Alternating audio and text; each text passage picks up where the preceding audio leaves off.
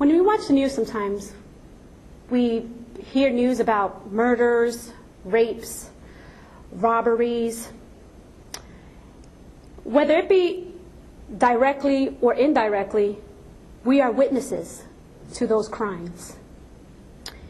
And right now we are being a witness to the crimes in Darfur.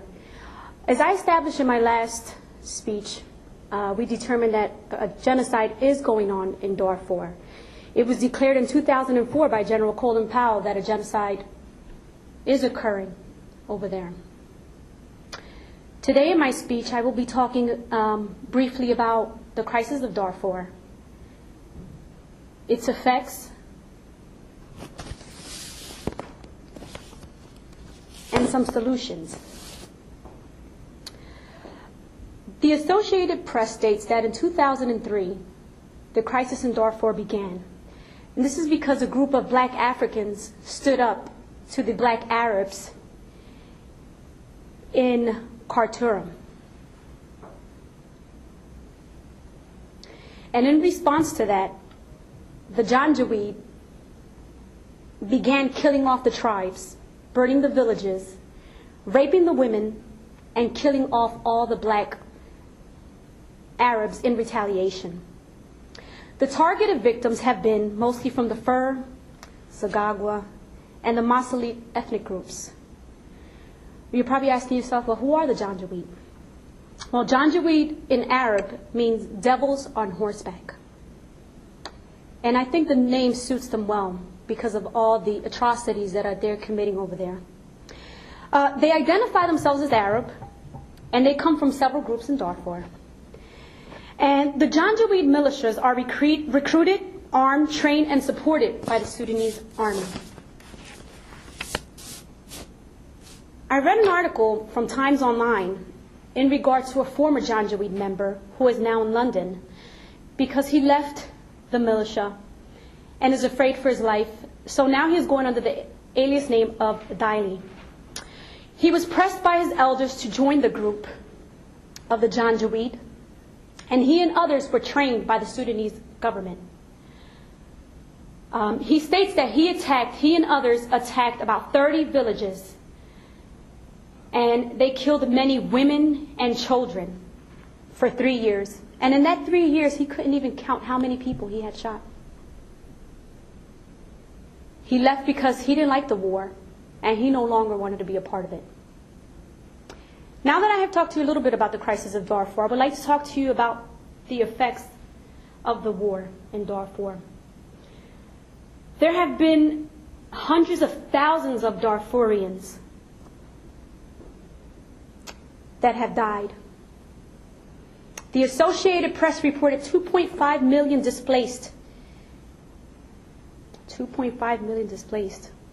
Now, if you all remember the Phillies parade, CBS 3, our local news, stated that approximately 2 million people attended. That's a lot of people. Can you imagine those 2 million people plus 500,000 more running for their lives in different places? The former UN Undersecretary General puts the number of no less than 400,000 people dead. The Janjaweed are using rape as a weapon of war. And the UN workers reported 2,500 rapes in 2006. That means close to 7 women were raped a day. So by the end of today's day, 7 women and girls will be raped. 7. That can be my mom, your sister, your friend, your neighbor. 7 women. The CNN also reports that girls as young as 4 years old are becoming victims of rape. 4 years old, I was playing with dolls, playing with my fake kitchen set. These girls, they're not playing, they're being raped.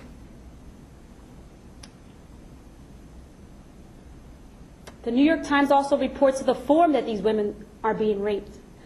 Some of them are being mocked for being raped. They are being raped with batons and sticks.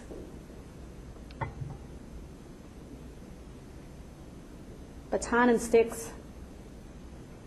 I thought that, sticks to burn fires but these women are being raped with sticks. So bad that they can't even hold their urine inside because it trickles down their legs. The Washington Post reports that under Sudanese law, in order for these women to report a rape, they need 4 male witnesses. Can you imagine that? You're out in the village like these women. You're raped. To come back, to add more injury to insult, to be told that you need 4 male witnesses. And they actually have to see the actual penetration take place in order for it to be counted as rape. This is horrible. The UNICEF also reports that thousands of children are dying every month from diseases that are usually preventable, such as fever, diarrhea, and injuries from the attacks itself. Here in the United States, we have the privilege that the children here can take Tylenol or any ibuprofen or Pepto-Bismol or some other medicine for their diarrhea. And we have doctors here that can take care of their injuries. They don't have that in Darfur. The children over there also are witnessing the murders take place, the huts being actually burnt down. When I was looking at the USHMN, the United States Holocaust Memorial Museum website, they had drawings of little kids. And I don't know about you, but I know that when I was a little kid, I would draw happy faces and a house, a park, the sun smiling.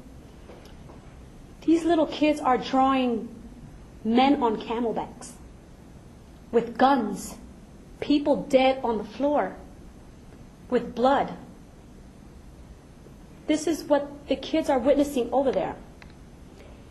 These are some of the effects that are on the children and the women.